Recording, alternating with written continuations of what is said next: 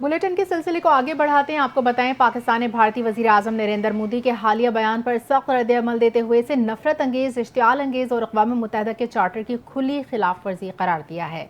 दफ्तर खारजा के तर्जुमान शफकत अली खान के मुताबिक ये बयान न सिर्फ बैनुल अक़वामी क़वानीन के मुनाफी है बल्कि खित्ते के अमन इस्तेहकाम के लिए भी संगीन खतरा है। तर्जुमान ने कहा, मोदी का बयान मक़बूजा जम्मू कश्मीर में जारी भारतीय रियासती मज़ालिम से तवज्जो हटाने की कोशिश है। पाकिस्तान अमन का हामी है मगर अपनी खुद मुख्तारी और कौमी सलामती पर किसी किस्म का समझौता नहीं करेगा। दफ्तर खारजा ने भारत पर मजहबी इंतहा पसंदी, अक़लियतों के इस्तेहसाल और अदम बर्दाश्त के फ़रोग़ का इल्ज़ाम आयद करते हुए आलमी बरादरी से मुतालबा किया है कि वो भारतीय क़यादत की इश्तियाल अंगेज़ पॉलिसियों का नोटिस लें।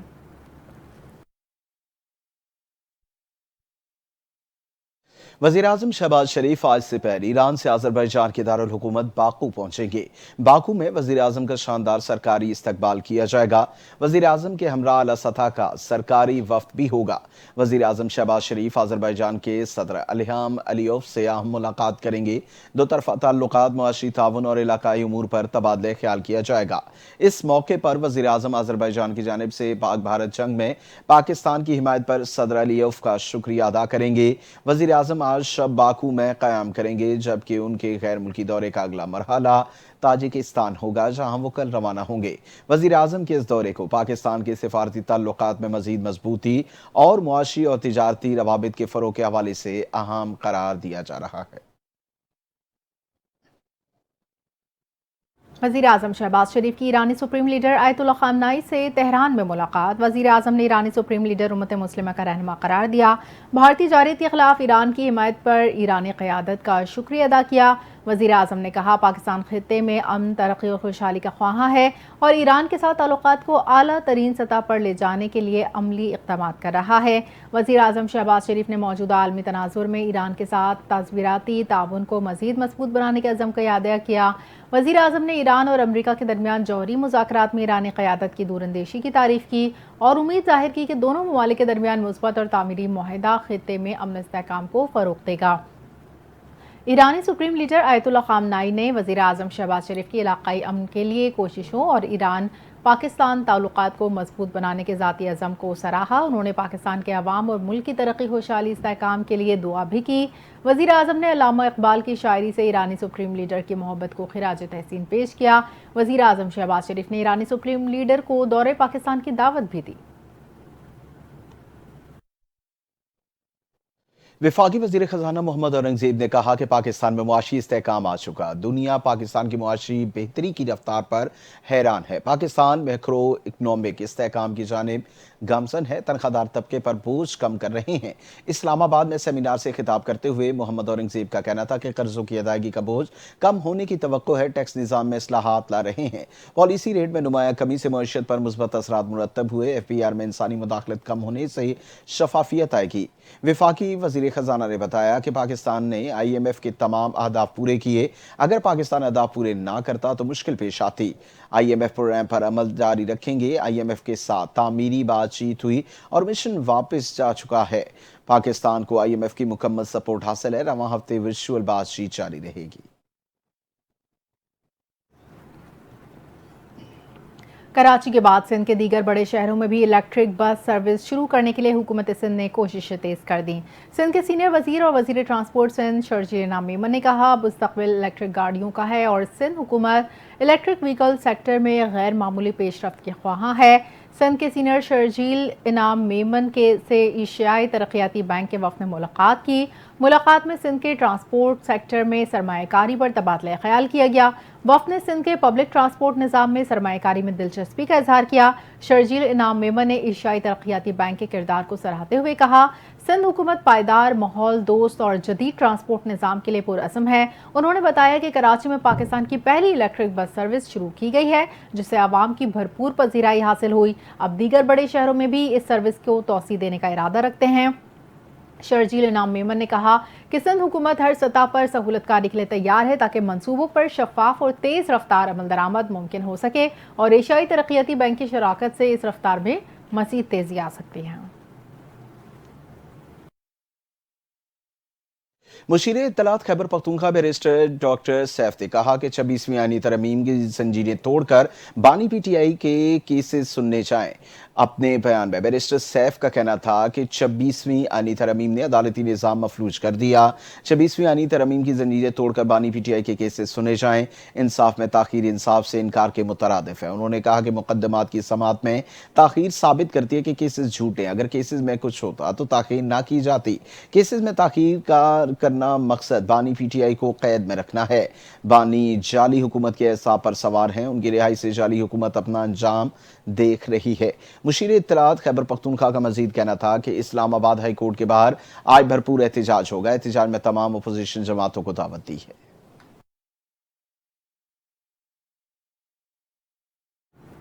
وزیر خزانہ پنجاب مجتبیٰ شجاع الرحمان کی زیر صدارت کابینہ کمیٹی برائے ریسورس موبلائزیشن 2025-26 کا دوسرا اجلاس۔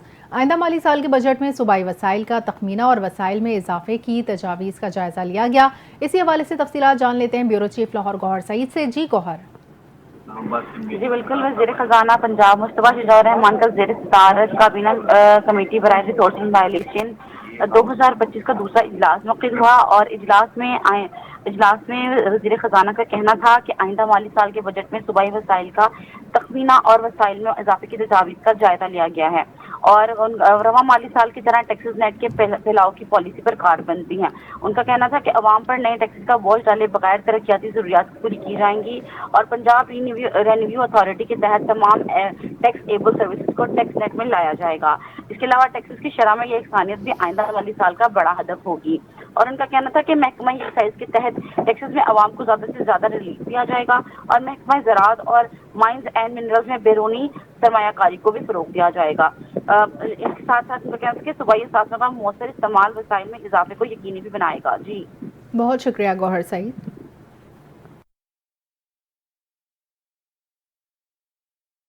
خیبر پختونخوا حکومت نے یتیموں اور بیواؤں کی کفالت کے پروگرام پر عمل درآمد کا آغاز کر دیا۔ سہارا کارڈز کے اجرا کی تقریب میں وزیر اعلیٰ پی کے علی امین کنڈاپور نے اعلان کیا کہ یتیم بچوں اور بیواؤں کو مالی معاونت کی فراہمی کے لیے روشن مستقبل کارڈ اور سہارا کارڈ کا باضابطہ اجرا کر دیا گیا۔ وزیر اعلیٰ نے یتیم بچوں میں روشن مستقبل جبکہ بیواؤں میں سہارا کارڈ تقسیم کیے۔ روشن مستقبل کارڈ کے ذریعے 5 سے 16 سال تک کی عمر کے یتیم بچوں کو ماہانہ 5,000 روپے دیے جائیں گے۔ ابتدائی طور پر روشن مستقبل کارڈ سے 9,000 یتیم بچے مستفید ہوں گے۔ سہارا کارڈ کے تحت 45 سال اور اس سے زیادہ عمر کی بیواؤں کو ماہانہ 5,000 روپے ملیں گے۔ فی الوقت 15,000 بیواؤں کو سہارا کارڈ سے مستفید کیا گیا۔ اسلام آباد ہائی کورٹ نے علی امین گنڈاپور کی بانی پی ٹی آئی سے ملاقات کا کیس نمٹا دیا۔ جسٹس ارباب محمد طاہر نے توہین عدالت درخواست پر سماعت کی۔ دوران سماعت درخواست گزار وکیل راجہ ظہور الحسن اور جیل حکام عدالت میں پیش ہوئے۔ عدالت نے استفسار کیا، آپ کی ملاقات ہو گئی؟ وکیل نے بتایا ملاقات تو ہو گئی، لیکن شیڈول کے مطابق ملاقات کی اجازت دینے کا حکم دیا جائے۔ بجٹ آنے والا ہے، اس لیے بھی ملاقاتوں کی ضرورت ہوتی ہے۔ عدالت نے جیل حکام سے مکالمہ کرتے ہوئے کہا، یہ وزیر اعلیٰ ہیں، ان کو ملاقات کی اجازت دی جائے۔ عدالت نے ہدایت کے ساتھ علی امین گنڈاپور کی درخواست نمٹا دی۔ Federation of Pakistan chambers of commerce and industry کے صدر عاطف اکرام اور سینئر رہنما ایس ایم تنویر کی قیادت میں ایک اعلیٰ سطح وفد نے کوئٹہ کا دورہ کیا۔ وفد نے کوئٹہ وزیر اعلیٰ ہاؤس میں استقبال کی تقریب میں شرکت کی، جس کے مہمان خصوصی گورنر کے پی کے فیصل کریم کنڈی تھے۔ تقریب میں وزیر اعلیٰ Balochistan Sarfraz Bugti, Balochistan chamber of commerce کے رہنماؤں اور دیگر اہم کاروباری اور سیاسی شخصیات نے بھی شرکت کی۔ اس موقع پر بلوچستان میں صنعتی ترقی، معاشی خوشحالی، سرمایہ کاری کے مواقع اور بین الصوبائی ہم آہنگی کے فروغ پر تفصیلی تبادلہ خیال کیا گیا۔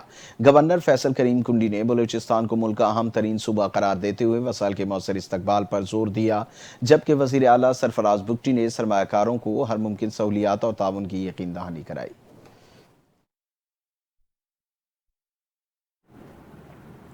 ذوالحج کا چاند دیکھنے کے لیے مرکزی رویت ہلال کمیٹی کا اجلاس آج اسلام آباد میں ہوگا۔ وزارت مذہبی امور کے مطابق چیئرمین مولانا عبدالخبیر آزاد اسلام آباد میں ہونے والے مرکزی رویت ہلال کمیٹی کے اجلاس کی صدارت کریں گے۔ زونل کمیٹیوں کے اجلاس اپنے اپنے مقامات پر بیک وقت منعقد ہوں گے۔ اس پارکوں کے مطابق آج چاند کے نظر آنے کے امکانات تقریباً نہ ہونے کے برابر ہیں۔ 27 مئی کو غروب آفتاب کے وقت چاند کی عمر 11 گھنٹے ہوگی۔ اس پارکوں کے مطابق یکم ذی الحج 29 مئی کو متوقع ہے۔ ملک بھر میں عید الاضحیٰ 7 جون کو ہونے کا امکان ہے۔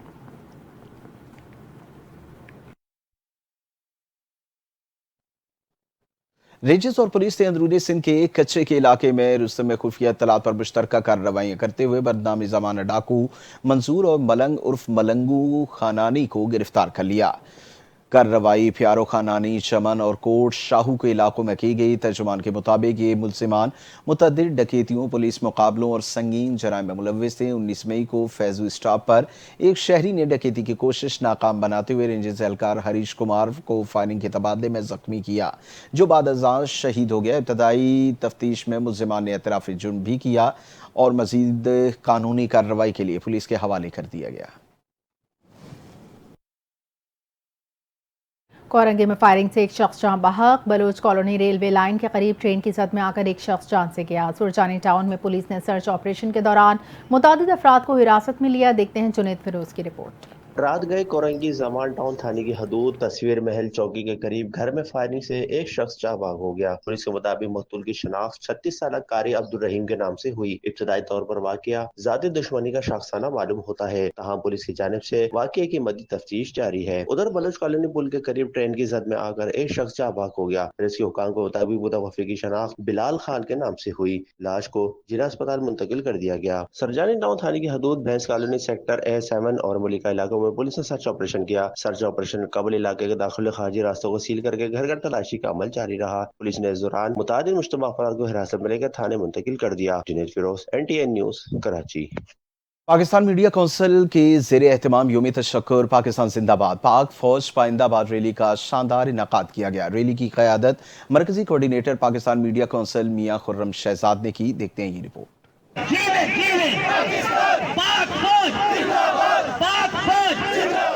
यौम तशक्कुर पाकिस्तान जिंदाबाद पाक फौज पाइंदाबाद रैली एहतमाम किया पाकिस्तान मीडिया काउंसिल ने। क़यादत की मरकजी कोऑर्डिनेटर मियां खुर्रम शहजाद ने। रैली क्लिफ्टन 3 तलवार से शुरू होकर कराची प्रेस क्लब पर पुरअमन तौर पर इख्तिताम पजीर हुई। रैली में सहाफ़ी, वकला, ताजरान, डॉक्टर्स और मुख्तलिफ समाजी तंजीमों के अफराद ने कसीर तादाद में शिरकत की। हर तबका फिक्र के शहरियों ने जोशो जज्बे के साथ पाकिस्तान जिंदाबाद पाक फौज पाइंदाबाद के नारे लगाए। रैली का मकसद अफवाज पाकिस्तान को खराज तहसीन पेश करना और कौमी यकजहती का इजहार था। शुरका से खिताब में मियां खुर्रम शहजाद ने कहा, ऑपरेशन बुनियादुल मरसूस ने साबित कर दिया कि पाकिस्तानी फौज सिर्फ सरहदों की महाफिज नहीं बल्कि कौम की गैरत, इज्जत और वकार की अलामत है। हम यौम तशक्कुर मनाकर अपने महाफिजों को खराज अकीदत पेश करते हैं। PMC के सरपरस्त आला शुएब मेमन ने कहा, दुनिया ने देख लिया कि जब भी पाकिस्तान पर किसी ने मैली आंख डाली, अवाम अफवाज पाकिस्तान के शाना बशाना खड़े हो गए। अफवाज पाकिस्तान हमारी पहचान और फख्र है। सरपरस्त PMC वासिफ साया ने कहा कि ऑपरेशन बुनियादुल मरसूस ने दुश्मन के हवास बाख्ता कर दिए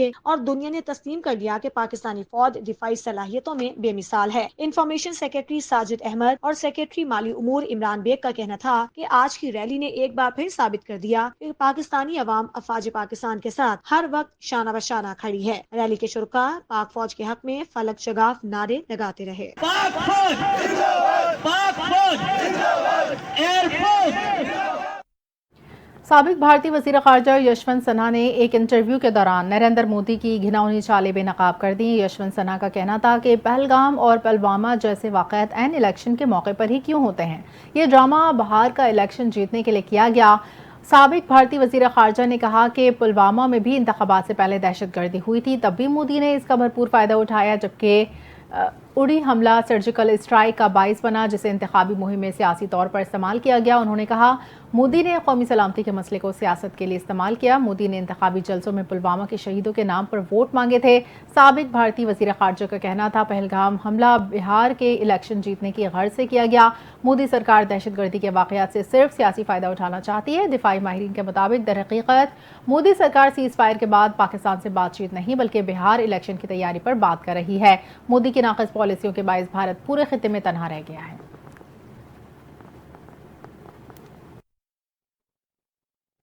मजीद आपको बताएं कि भारतीय तजियाकार और सहाफ़ी भी मोदी सरकार की इंतहा पसंद और नाकाम पॉलिसियों पर खुलकर तनकीद करने लगे। हाल में करण थापर ने तजियाकार अजय सानी का भारतीय चैनल पर एक इंटरव्यू जारी किया। इंटरव्यू में भारतीय हुकूमत की नाअहली और भारतीय मीडिया के झूठ से पर्दाफाश किया गया।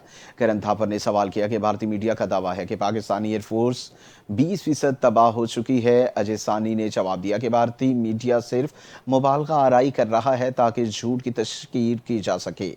بھارتی حکومت کی فوجی حکمت عملی شدید ناکامی کا شکار ہو چکی۔ اجے ثانی نے مزید کہا آپریشن سندور میں سیاسی شوشہ تھا جس سے بھارتی ناکامی کا کھیل کھل کر انکشاف ہوا۔ پاکستانی دفاعی صلاحیت کو کم سمجھنا بھارت کے لیے مہنگا ثابت ہوا۔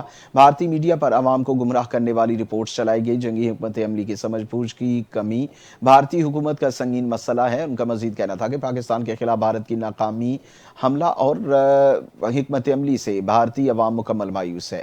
حکومت کی ناقص فوجی منصوبہ بندی بھارت کے لیے سب سے بڑا خطرہ ہے۔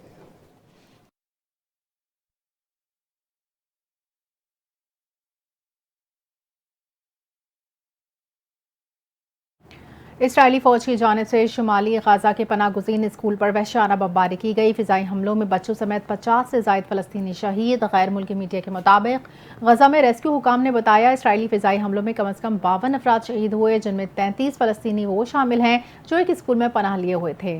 غزہ کے سول ڈیفنس ایجنسی کے مطابق اسکول میں شہید ہونے والوں میں زیادہ تر بچے شامل تھے، جبکہ اسرائیلی فوج کا کہنا ہے یہ جگہ مبینہ طور پر دہشت گردوں کے زیر استعمال تھی۔ دوسری جانب قطر میں فلسطینی مزاحمتی تنظیم حماس اور امریکی نمائندہ خصوصی اسٹیو وٹکاف غزہ جنگ بندی معاہدے مسودے پر متفق ہو گئے۔ عرب میڈیا کے مطابق مجوزہ معاہدے میں 10 اسرائیلی یرغمالیوں کی رہائی کے بدلے 60 روزہ جنگ بندی شامل ہے۔ معاہدے میں 2 مراحل میں فلسطینی قیدیوں کی رہائی بھی شامل ہے۔ معاہدے کے تحت 5 یرغمالی جنگ بندی کے پہلے روز اور 5 جنگ بندی کے 60ویں روز رہا ہوں گے۔ امریکی صدر ٹرمپ جنگ بندی معاہدے پر غزہ سے اسرائیلی فوج کے انخلا کی ضمانت دیں گے۔ عالمی شہرت یافتہ فٹ بالر کرسٹیانو رونالڈو نے سعودی پرو لیگ 2024-25 سیزن میں گولڈن بوٹ جیت لیا۔ النصر کلب کی نمائندگی کرتے ہوئے کرسٹیانو رونالڈو نے سیزن کے دوران سب سے زیادہ گول اسکور کیے اور یہ اعزاز حاصل کیا۔ لیگ میں شاندار کارکردگی کا مظاہرہ کرتے ہوئے مداحوں کے دل جیتے اور کئی ریکارڈز اپنے نام کیے۔ ان کی فٹنس، مہارت اور قیادت کی بدولت النصر کلب نے لیگ میں نمایاں پوزیشن حاصل کی۔ رونالڈو کا ایک اور بڑا اعزاز جو یورپ کے بعد اب مشرق وسطیٰ میں بھی اپنی صلاحیتوں کا لوہا منوا چکے ہیں۔ ان کی کارکردگی نے سعودی پرو لیگ کو عالمی توجہ کا مرکز بنا دیا۔